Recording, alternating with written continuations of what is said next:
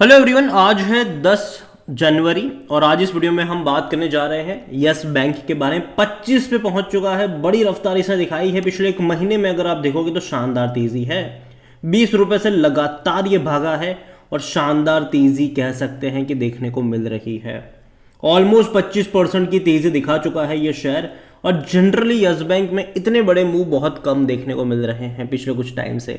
बात करेंगे उसके बारे में, लेकिन उससे पहले अगर आपने अभी तक चैनल को सब्सक्राइब नहीं किया है तो प्लीज़ अभी इसे सब्सक्राइब कर लीजिए, क्योंकि आगे भी बहुत सारे वीडियोस हैं जो आपको काफ़ी ज़्यादा हेल्प करेंगे। तो 25 रुपए का शेयर है, एक महीने में 20% की तेजी जरूर है, 25% की तेजी है। एक साल में ये 21% की तेजी है और बड़े लंबे अरसे बाद तेजी आई है। और देखा जाए तो नवंबर से खूब शानदार तेजी है, 16 रुपए से 25 पे गया है ये। तो पिछला 2.5 महीना कह सकते हैं कि इनके लिए काफ़ी शानदार रहा, यस बैंक के लिए काफ़ी शानदार रहा है कि 16 रुपए से 25 रुपए पर जाता हुआ नजर आ गया। मतलब कि ऑलमोस्ट यहाँ पर 60 से 70% का ग्रोथ जो है वो पिछले 2 महीने में आया है। लेकिन इससे पहले का भी अगर आप ग्राफ देखोगे तो बीच बीच में ऐसी तेज़ी देखने को मिल ज़रूर रही थी हमें, लेकिन हर बार गिरावट देखने को मिली ज़रूर थी। लेकिन इस बार काफ़ी बड़ा लेवल इसने ब्रेक करा ज़रूर है। और नज़र करें तो भाई साहब अभी हाल फिलहाल में कंपनी जो है वो वापस से अपना एनपीए बेच रही है। और इसमें जो है जेसी फ्लावर और इडलवाइज बिडर्स है यहाँ पर, और भी कई सारे बिडर्स हैं यहाँ पर। एनपी मतलब बैड लोन्स, ऐसे लोन जो यस बैंक ने दिए तो सही, लेकिन अब वो रिकवर नहीं कर पा रहे हैं। तो उसको रिकवर करने में अपना पैसा और रिसोर्सेज बर्बाद करने से बेहतर है कि भाई साहब किसी और थर्ड पार्टी को दे दो और उससे थोड़ा बहुत पैसा ले लो अपफ्रंट, और जितना रिकवर हो पाए वो उनका और जितना उनसे थ्रू आपको मिले वो आपका। तो यहाँ पर अगर आप देखोगे तो अलग अलग लोग यहाँ पर 8 इन्वेस्टर जो है वो तकरीबन बिड करने वाले हैं 4,200 करोड़ के बैड लोन्स को लिए यस बैंक के। एंड यहाँ पर देखा जाए तो ये जो बैड लोन्स हैं वो कॉरपोरेट लोन भी है और रिटेल लोन भी है, और ये लोन सरका दिया जाएगा उन लोगों के लिए। तो ये ज़रूर है, और हालांकि थोड़ा बहुत पैसा मिलेगा ज़रूर इनसे, लेकिन अगेन मैं कह दूँ 4,200 करोड़ का जो एनपीए है उसे जनरली 20-25% तक का ही इनको मिलता है, ठीक है। बाकी का जितना रिकवर कर पाते वो जो खरीदता है उन्हीं के पास जाता है। इससे पहले भी कंपनी बहुत सारा बैड लोन बेच चुकी है। जेसी फ्लावर को लास्ट टाइम इन्होंने बेचा ज़रूर था, और इस बार भी देखते हैं कि किसको मिल पाता है यहाँ पर। कंपनी में अगर आप देखोगे तो आज वॉल्यूम का भी गेम चला, 48 लाख से भी ज़्यादा, सॉरी 48 करोड़ से भी ज़्यादा की क्वांटिटी में आज शेयर ट्रेड होते नजर आए यहाँ पर। इतना ही नहीं, according to Moneycontrol user 77% लोग कह रहे हैं खरीदारी करो, 23% लोग कह रहे हैं बेचो और भाग जाओ यहाँ से। कंपनी में अभी नंबर्स भी देखो, अभी दिसंबर के नंबर बहुत जल्दी आने वाले हैं सबके। हालांकि इसके भी नंबर अभी आएंगे 27 जनवरी को, इनके भी क्वार्टरली रिजल्ट्स आने वाले हैं।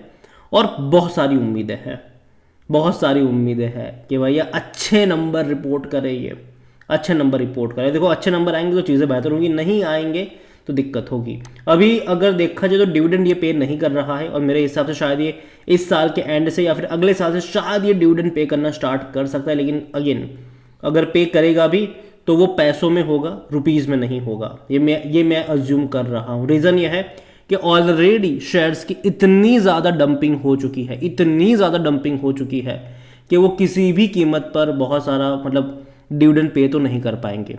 अगर हम रुपीज़ में कन्वर्ट करते, पैसों में हो सकता है, रुपीज़ में नहीं होगा यहाँ पर। इनके नंबर देखोगे तो पहले डिक्लाइन मोड था, लेकिन पिछले 2023 फाइनेंशियल ईयर से एटलीस्ट रेवेन्यू में तेज़ी है, और जो लॉस कर रही थी एटलीस्ट प्रॉफिट में तो आए हैं यहाँ पर। अगर आप क्वार्टरली परफॉर्मेंस भी देखोगे तो अच्छी बात है कि इनके रेवेन्यू में तेज़ी आई है, इनके डिपॉजिट्स इंक्रीज हो रहे, ये एक अच्छी बात है। यहाँ पर प्रॉफिट देखेंगे तो एटलीस्ट प्रॉफिट में है। अगर आप बोलो यार शेयर तो दो मतलब कंपनी तो भाई साहब बैंक तो है, तकरीबन 350 से 250 करोड़ का क्वार्टरली प्रॉफिट करे, लेकिन फिर भी इतने कम प्राइस पे क्यों है? तो अगेन मैं कह दूं कि भैया बहुत सारे शेयर्स की डंपिंग हुई है यहाँ पर। जैसे कि यस बैंक जब क्राइसिस आया था तो हुआ ये था कि यस बैंक को बचाने के लिए कई सारी बैंक्स आगे आई थी और सबने 10 रुपये के भाव पर इक्विटी खरीदी थी और 10,000 करोड़ रुपये रेज करे गए थे। मतलब ये है कि भाई साहब 1,000 करोड़ शेयर इन्फ्यूज़ करे गए यहाँ पर। उसके बाद अगर आप देखोगे तो वापस से इन्होंने तकरीबन 12-13 रुपये के भाव पर ओएफएस लेकर आए थे ये, और 15,000 करोड़ रुपए रेज करे थे। तो तब भी बहुत सारे शेयर्स इन्फ्यूज़ करे गए यहाँ पर।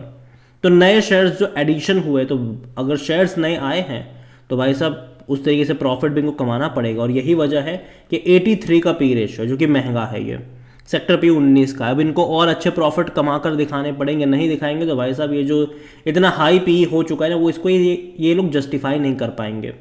कोई भी एनालिस्ट खरीदारी करने की बात नहीं कर रहा है। जहाँ तक हम बात करेंगे शेयर होल्डिंग को लेकर, तो प्रमोटर एज सच तो जो राणा कपूर एंड फैमिली थे वो तो निकल गए यहाँ से, जो बोलते थे कि भाई साहब ये शेयर मैं अपनी बच्चे के बच्चों को दूंगा, अपनी पीढ़ियों को दूंगा, ये गोल्ड माइन है ये शेयर्स मेरे लिए यस बैंक के शेयर, लेकिन बाद में वो खुद ही बेच के निकल लिए यहाँ से। म्यूचुअल फंड के पास 0.14% का स्टेक है, डोमेस्टिक के पास 40.77% का स्टेक है, और डोमेस्टिक में कई सारे बैंक्स और जो इंस्टीट्यूशंस है वो यहाँ पर आते ज़रूर है। और देखिए यहाँ पर जो अभी यस बैंक का जो भी करता धरता है वो SBI ही है, ठीक है, क्योंकि SBI ने इनको बचाया था, बहुत ज़्यादा स्टेक कह लो वो SBI के पास है। और FIs के पास 23.40% का स्टेक है, रिटेल और अदर की मिलाकर 35.69% का स्टेक है, जिनमें से रिटेल इन्वेस्टर यहाँ पर 22.35 पर बैठे हैं, अदर पार्टीज 13.35% का स्टेक उनके पास है।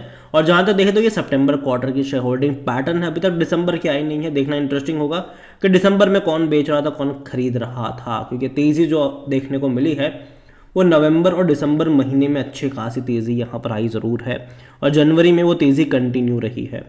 देखो यस बैंक मेरे हिसाब से अब दिक्कत नहीं लगती मुझे, यहाँ पर डूबने का खतरा मुझे अब यहाँ पर नहीं लगता है। बस एक ही चीज़ यहाँ पर हो सकती है, वो ये होगा कि जिन बैंकों ने इनको बचाया था वो बैंक शायद शेयर प्राइस गिरा सकते हैं। रीज़न ये है कि कई सारे बैंक के पास यहाँ पर जिन लोगों ने 10-10 रुपए के भाव पर इक्विटी खरीदी थी, और जब खरीदारी हुई थी उनकी तब 3 साल का लॉक इन पीरियड लगा था कि 3 साल तक तो वो इसको बेच नहीं सकते। तो यहाँ पर लॉन्ग टर्म में ये हो सकता है कि अगर शेयर में तेज़ी आती है और कल को कोई बैंक यहाँ पर बिकवाली करना शुरू करता है, तो या फिर कह लो प्रॉफिट टेकिंग लेना शुरू करता है, तो यहाँ पर शॉर्ट टर्म के लिए हैम्पर लग सकता है। लेकिन अगेन मैं मानता हूँ कि लॉन्ग टर्म का आउटलुक इसका बेटर है।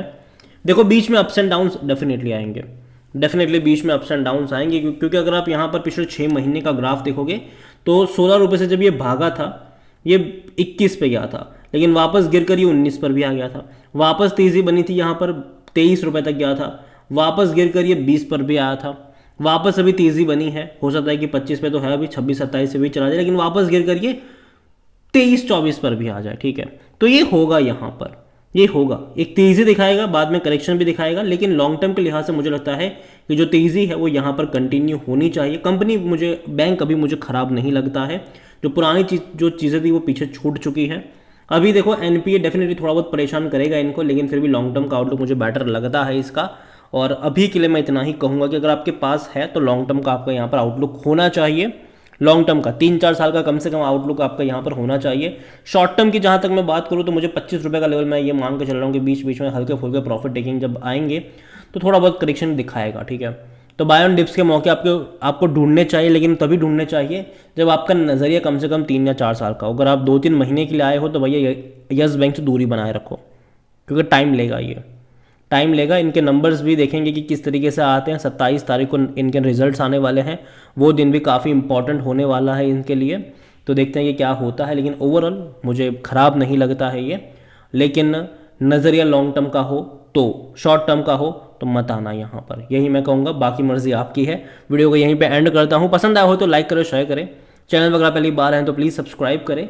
और यस बैंक के बारे में आप क्या सोचते हैं वो भी आप मुझे कमेंट में लिख के बता सकते हैं। इसके अलावा एक और सरकारी बैंक है, हालांकि यस बैंक प्राइवेट है, लेकिन एक और सरकारी बैंक है पंजाब नेशनल बैंक, जिसने बड़ी तेज़ी दिखाई। 85 रुपये से ये 97-98 पे गया, लेकिन उसके बाद अभी अगर आप देखोगे तो पिछले कुछ दिनों से लगातार यहाँ पर करेक्शन देखने को मिल रहा है। और अगर आप चाहते हैं कि मैं पंजाब नेशनल बैंक के ऊपर भी एक डिटेल वीडियो बनाऊँ तो कमेंट में उसका भी नाम लिखिएगा। जितनी ज़्यादा कमेंट आएगी उतना जल्दी वीडियो आएगा। Thank you.